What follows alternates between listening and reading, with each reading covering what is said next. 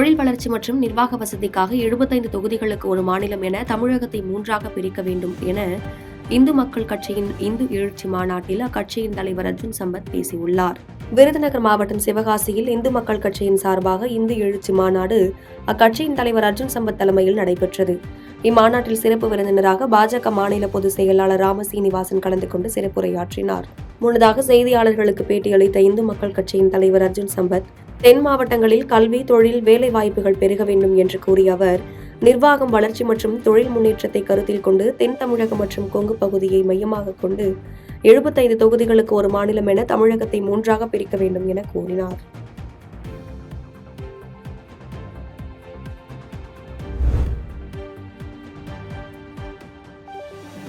விஷமருந்தி மயங்கிய நிலையில் இருந்த நபரை 108 அவசர கால ஊர்தி ஊழியர்கள் 1 கிலோமீட்டர் தூரம் நடந்தே தூக்கி சென்று மருத்துவமனையில் அனுமதித்த சம்பவம் அதிர்ச்சியை ஏற்படுத்தியுள்ளது. மதுரை மாவட்டம் திருப்பரங்குன்றம் ரயில்வே நிலையத்தில் மாலை ஒருவர் விஷமருந்தி மயக்க நிலையில் கிடப்பதாக 108 அவசர கால ஊர்திக்கு அப்பகுதி மக்கள் தகவல் தெரிவித்துள்ளனர். இதனைத் தொடர்ந்து சம்பவ இடத்துக்கு விரைந்த திருப்பரங்குன்றம் அவசர கால ஊர்தி ஓட்டுநர் ஹரி விக்னேஷ் மற்றும் மருத்துவ உதவியாளர் அன்புச்சந்திரன் ஆகியோர் சம்பவ இடத்துக்கு விரைந்தனர். வாகனம் உள்ளே செல்ல முடியாததால் வாகனத்தை சாலை ஓரத்தில் நிறுத்தி 1 கிலோமீட்டர் ஸ்ட்ரக்சர் எடுத்து சென்று அங்கிருந்து மயங்கிய நிலையில் இருந்த நபரை தூக்கிக் கொண்டு மதுரை திருப்பரங்குன்றம் அரசு மருத்துவமனையில் அனுமதித்தனர். சம்பவம் குறித்து திருப்பரங்குன்றம் போலீசார் மற்றும் ரயில்வே போலீசார் விசாரணை மேற்கொண்டதில் விஷமருந்தி தற்கொலைக்கு முயன்றவர் தேனி மாவட்டத்தை சேர்ந்த பாலா என்பது தெரிய வந்துள்ளது. மதுரை அரசு ராஜாஜி மருத்துவமனைக்கு பாலாவை அனுப்பி வைத்து சிகிச்சை பெற்று வருகிறார். சுமார் 1 கிலோமீட்டருக்கு மேல் 108 அவசர கால பணியாளர்கள் ஆபத்தான நிலையில் இருந்தவரை தூக்கி சென்று மருத்துவமனையில் சேர்த்த சம்பவம் அப்பகுதியில் நெகிழ்ச்சியை ஏற்படுத்தியுள்ளது.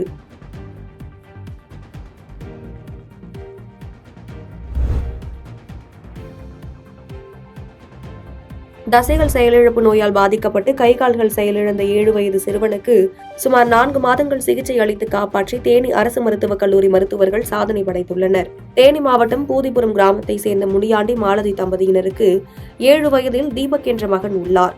அந்த சிறுவனுக்கு திடீரென்று 2 கை கால்களும் செயலிழந்து பேச முடியாமல் மூச்சு திணறல் ஏற்பட்டு கடந்த 3 மாதங்களுக்கு முன்பு தேனி அரசு மருத்துவக் கல்லூரி மருத்துவமனையில் உள்நோயாளியாக சேர்க்கப்பட்டார். குழந்தைகள் சிகிச்சை பிரிவில் அனுமதிக்கப்பட்ட அந்த சிறுவனை பரிசோதித்த மருத்துவர்கள் சிறுவனுக்கு கொல்லியன் பாரி சிண்ட்ரோம் என்ற அரிய வகை நோய் இருப்பது கண்டுபிடிக்கப்பட்டது. இதுகுறித்து தேனி அரசு மருத்துவக் கல்லூரி முதல்வர் டாக்டர் முத்து சித்ரா சிறுவனை பரிசோதனை செய்து அவருக்கு உயர் ரக சிகிச்சை அளிக்க முடிவு செய்தார். தொடர் சிகிச்சையின் மூலம் தீபத்தின் உடல்நிலையில் முன்னேற்றம் ஏற்பட்டு சிறுவன் மூச்சு விடவும் வாய் வழியாக உணவு சாப்பிடவும் நடக்கவும் ஆரம்பித்துள்ளார். அந்த சிறுவனுக்கு தொடர்ந்து சிகிச்சை அளிக்கப்பட்டு வருகிறது. சிறுவனுக்கு 4 மாத காலமாக உயர் ரக சிகிச்சை அளித்து தேனி அரசு மருத்துவக் கல்லூரி மருத்துவமனை மருத்துவர்கள் குணமடைய செய்து சாதனை படைத்துள்ளனர். நான் என் மகனுக்கு ரொம்ப உடம்பு சரியில்லாமல் இருந்துச்சு. நான் ஆஸ்பத்திரி கொண்டு வரையில் ரொம்ப கை காலெலாம் ரொம்ப இதாக இருந்துச்சு. மூச்சோட திறமை இல்லை. அதனால் டாக்டர் மாருங்க எல்லோரும் எனக்கு ரொம்ப நல்லா உதவி செஞ்சு நல்லா என் மகனை காப்பாற்ற முடியும் அப்படின்னு சொல்லி எனக்கு ஒரு நம்பிக்கை இருந்துச்சு. நானும் நம்பினேன். கடவுள் மேலே நம்பிக்கை இருந்துச்சு. ஆனால் டாக்டர் மாதிரி எல்லோரும் எனக்கு என் பிள்ளையை காப்பாற்றி கொடுத்து என் கையில் திருப்பி அதேமாதிரி கொடுத்துட்டாங்க. என் பிள்ளை இல்லைன்னா கூட நானே உயிரோடு இருக்க முடியாது. ரொம்ப கஷ்டப்பட்டேன். நான் வெளியில் போய் தனியாரை போய் நான் பார்க்க முடியாது. நான் குடும்பம் அது ரொம்ப கஷ்டப்பட்டு வந்தவ தான். நான் இப்பவும் கஷ்டப்பட்டேன். என் பிள்ளை என் கைக்கு வந்துடும் சொல்லி ஒரு நம்பிக்கை தான். இதனால் டாக்டரு, நர்ஸு எல்லாமே எனக்கு நல்ல உதவி செஞ்சாங்க. அவங்களால என் கையெடுத்து கும்பிடணும். அவங்களுக்கு ஒரு நன்றி தான் எனக்கு.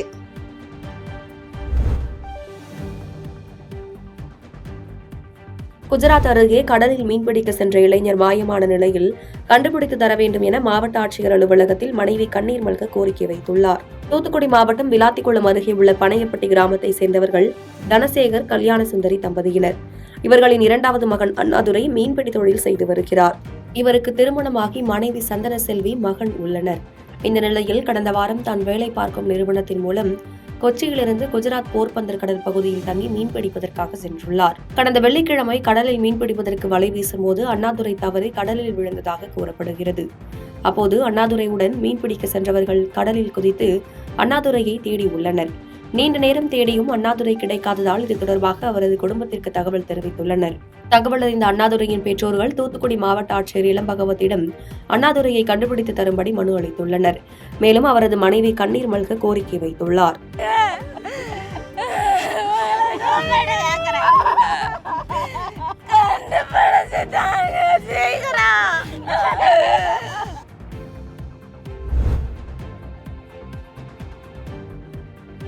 அரசியலமைப்பு சட்டத்தின் உரிமைகளை அனுபவிக்கும் மக்கள் தங்களுக்கான கடமைகளை முழுமையாக நிறைவேற்ற வேண்டும் என பெரியார் பல்கலைக்கழக துணைவேந்தர் ஜெகநாதன் பேசியுள்ளார். அரசியலமைப்பு சட்ட தின விழா சேலம் பெரியார் பல்கலைக்கழகத்தில் நடைபெற்றது. விழாவை துவக்கி வைத்து பேசிய துணைவேந்தர் ஜெகநாதன், கல்வி, சமூக, பொருளாதார சமவாய்ப்புகள் என எண்ணற்ற உரிமைகளை சாதாரண மக்களுக்கும் அரசியலமைப்பு சட்டம் உறுதி செய்கிறது. அரசியலமைப்பு சட்டத்தின் உரிமைகளை அனுபவிக்கும் மக்கள் அந்த சட்டம் சுட்டிக்காட்டியுள்ள கடமைகளையும் நிறைவேற்ற வேண்டும் என்று வலியுறுத்தினார்.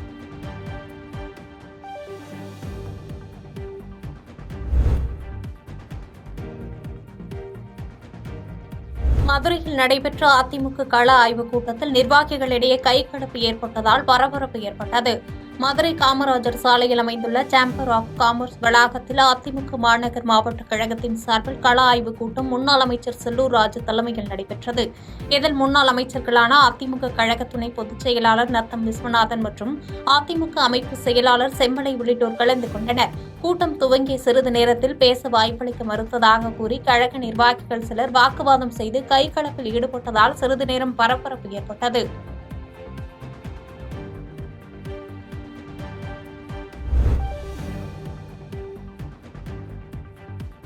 வடமதுரை காவல் நிலையத்தில் புகார் கொடுக்க சென்ற வழக்கறிஞர் மீது பொய் வழக்கு பதிவு செய்ததாக கூறி வழக்கறிஞர்கள் மாவட்ட ஆட்சியர் அலுவலகத்தை முற்றுகையிட்டதால் பரபரப்பு ஏற்பட்டது. வடமதுரை பகுதியைச் சேர்ந்தவர் வரதராஜன். வழக்கறிஞரான இவர் திண்டுக்கல் வழக்கறிஞர்கள் சங்கத்தின் உறுப்பினராக உள்ளார். இவர் மீது கடந்த சில நாட்களுக்கு முன்பு வடமதுரை காவல் நிலையத்தில் புகாரின் பேரில் காவல் நிலைய சார்பு ஆய்வாளர் சித்திக் வழக்கு பதிவு செய்துள்ளார். இது வேண்டுமென்றே போடப்பட்ட பொய் வழக்கு என்றும் வழக்கை வாபஸ் பெற வேண்டும் என்றும் வழக்கு பதிவு செய்த சார்பு ஆய்வாளர் சித்திக்கை பணியிடை நீக்கம் செய்ய வேண்டும் என்ற கோரிக்கை வலியுறுத்தி இன்று மாவட்ட வழக்கறிஞர்கள் சங்கத்தின் சார்பில் 50க்கும் மேற்பட்ட வழக்கறிஞர்கள் மாவட்ட ஆட்சியர் அலுவலகத்தை முற்றுகையிட்டனர். இதனால் போலீசாருக்கும் வழக்கறிஞர்களுக்கும் இடையே வாக்குவாதம் ஏற்பட்டு தள்ளுமுள்ளு நடந்தேறியது. இதையடுத்து போலீசார் மாவட்ட ஆட்சியர் அலுவலக பிரதான நுழைவு வாயிலை அடைத்தனர். அப்போது வழக்கறிஞர்கள் நுழைவு வாயில் முன்பு அமர்ந்து காவல்துறைக்கு எதிராக கோஷங்கள் எழுப்பியதால் பரபரப்பு ஏற்பட்டது.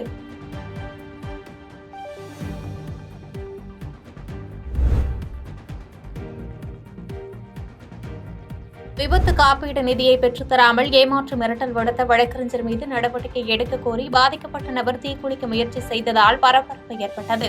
சேலம் மாவட்டம் ஆர்சி பிளான்ட் மேட்டூர் பகுதியைச் சேர்ந்தவர் முத்து. ஓட்டுநராக பணிபுரிந்து வரும் இவர் ஆட்சியர் அலுவலகத்திற்கு இன்று வந்து திடீரென தீக்குளிக்க முயற்சி செய்துள்ளார். அப்போது அங்கு வந்த காவல் ஆய்வாளர் அவரை தடுத்து நிறுத்தி விசாரணை நடத்தினார். விசாரணையில் கடந்த 2002ஆம் ஆண்டு மேட்டூர் காவிரி பாலம் அருகே சென்றபோது அரசு பேருந்து மோதி விபத்து ஏற்பட்டதில் முத்துவிற்கு படுகாயம் ஏற்பட்டு வேலைக்கு செல்ல முடியாத சூழ்நிலை ஏற்பட்டது. இதுகுறித்து வழக்கு நடைபெற்று வந்த நிலையில் சேலம் அரசு போக்குவரத்து கழகம் சார்பில் 1.20 லட்சம் இழப்பீடு தொகை வழங்கப்பட்டது. ஆனால் அந்த தொகை மிகவும் குறைவாக இருந்ததால் மேல்முறையீடு செய்து வழக்கறிஞர் சென்னை சூளைமேடு பகுதியைச் சேர்ந்த அழகர்சாமி என்பவரை நியமித்திருக்கிறேன். இதற்கு இழப்பீடு தொகை உயர்நீதிமன்றம் வழங்கியுள்ள நிலையில் அதனை அரசு போக்குவரத்து வழக்கறிஞர் ரகு என்பவருக்கு மாற்றி தந்துள்ளார். இதுகுறித்து கேட்டதற்கு கொலை மிரட்டல் விடுவதாகவும் வேதனை தெரிவித்துள்ளார். எனவே மாவட்ட நிர்வாகம் இதுகுறித்து உரிய நடவடிக்கை எடுத்து தனக்கு வந்த இழப்பீடு தொகையை பெற்றுத் தருமாறு கோரிக்கை வைத்துள்ளார்.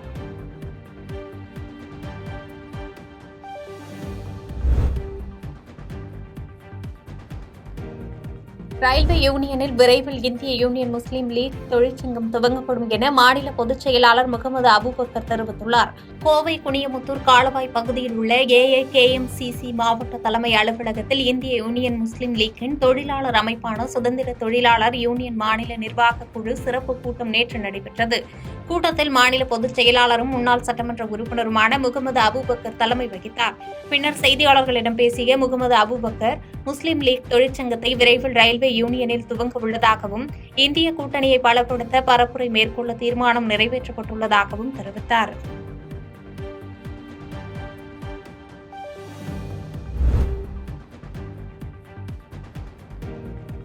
ஸ்டாலின் அறிக்கையை மட்டுமே வெளியிடுகிறார், பிரச்சினைகளுக்கு தீர்வு காண்பதில்லை என SDPI மாநில தலைவர் நெல்லை முபாரக் திருப்பூரில் பேட்டியளித்துள்ளார்.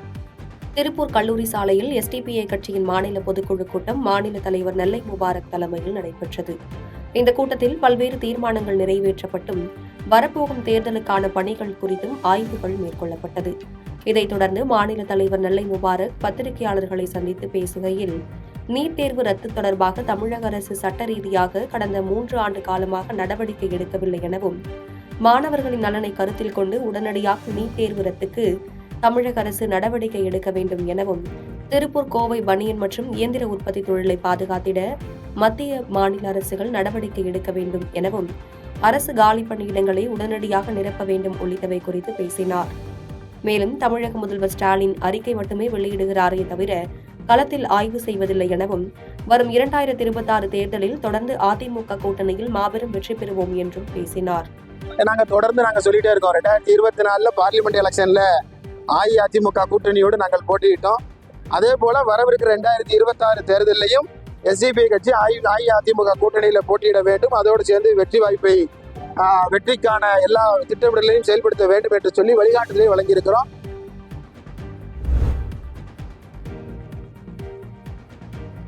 ஒசூர் அருகே வீட்டின் முன்பு நிறுத்தியிருந்த கட்டிட தொழிலாளியின் இருசக்கர வாகனம் தீ வைத்து எரிக்கப்பட்ட சம்பவம் அதிர்ச்சியை ஏற்படுத்தியுள்ளது. கிருஷ்ணகிரி மாவட்டம் ஒசூர் அடுத்த தேன்கனிக்கோட்டை பகுதியைச் சேர்ந்த மாதேஷ் என்பவரது மகன் விகாஷ். இவரது வீட்டின் அருகே வசிப்பவர் தேவராஜ். இவர்கள் இருவரும் கட்டிட தொழிலாளர்கள். இவர்கள் இருவரும் தருமபுரி மாவட்டம் மாரண்டப்பள்ளி பகுதிக்கு கட்டிட வேலைக்கு சென்றுள்ளனர். அப்போது அங்கு இருவருக்கும் தகராறு ஏற்பட்டுள்ளது. இதனையடுத்து மாலை வேலை முடிந்து விகாஷ் வீட்டிற்கு சென்ற நிலையில் தேவராஜ் விகாஷிடம் மீண்டும் தகராறில் ஈடுபட்டுள்ளார். இதனிடையே விகாஷின் வீட்டின் முன்பு நிறுத்தியிருந்த அவரது இருசக்கர வாகனம் தீ வைத்து எரிக்கப்பட்டு கிடந்துள்ளது. அதனை பார்த்து வீட்டில் இருந்தவர்கள் அதிர்ச்சியடைந்து காவல் நிலையத்தில் புகார் அளித்துள்ளனர். அதன் பேரில் போலீசார் வழக்கு பதிவு செய்து விசாரணை மேற்கொண்டு வருகின்றனர். முன்விரோதம் காரணமாக தேவராஜ் விகாஷின் இருசக்கர வாகனத்தை தீ வைத்து எரித்தாரா அல்லது வேறு யாரேனும் எரித்தார்களா என்பது குறித்து போலீசார் விசாரணை மேற்கொண்டு வருகின்றனர்.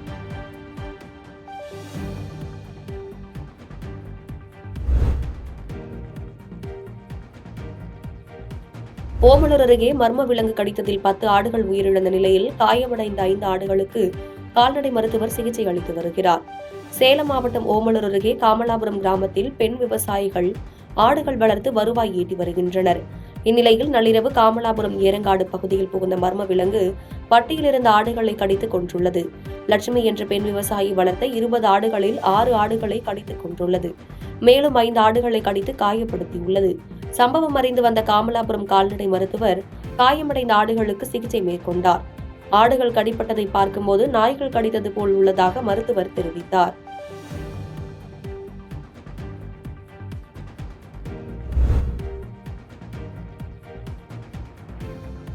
குற்றாலம் மேற்கு தொடர்ச்சி மலையில் அமைந்துள்ள செண்பகாதேவி அருவிக்கு மாவட்ட ஆட்சியர் மற்றும் மாவட்ட காவல் கண்காணிப்பாளர் மலையேற்றம் மேற்கொண்டனர். தமிழக வனத்துறை சார்பில் மலையேற்றத்திற்கு உகந்த பாதைகளை தேர்ந்தெடுத்து மலையேற்ற பயணங்கள் மேற்கொள்ளப்பட்டு வருகிறது. அந்த வகையில் தென்காசி மாவட்டம் குற்றாலம் மேற்கு தொடர்ச்சி மலையடிவார பகுதியில் அமைந்துள்ள செண்பகாதேவி அருவிக்கு மலையேற்றம் செய்யப்படுகிறது. இந்த நீர்வீழ்ச்சியானது 42 அடி உயரத்திலிருந்து கீழே விழுகிறது. அருவியை சுற்றிலும் செண்பக மரங்கள், பழங்கால கல்வெட்டுகள் நிறைந்து காணப்படுகிறது. இந்த நிலையில் செண்பகாதேவி அருவிக்கு மலையேற்ற பயணத்தை பிரபலப்படுத்தும் வகையில் மாவட்ட ஆட்சியர் கமல் கிஷோர் மற்றும் மாவட்ட காவல் கண்காணிப்பாளர் சீனிவாசன் ஆகியோர் மலையேற்ற பயணத்தை மேற்கொண்டனர். மேலும் மலையேற்ற பயணத்தில் ஆர்வம் உள்ளவர்கள் இணையதளம் மூலம் முன்பதிவு செய்து கொண்டு பாதுகாப்பாக பயணத்தை மேற்கொள்ளலாம் என மாவட்ட ஆட்சியர் தெரிவித்துள்ளார்.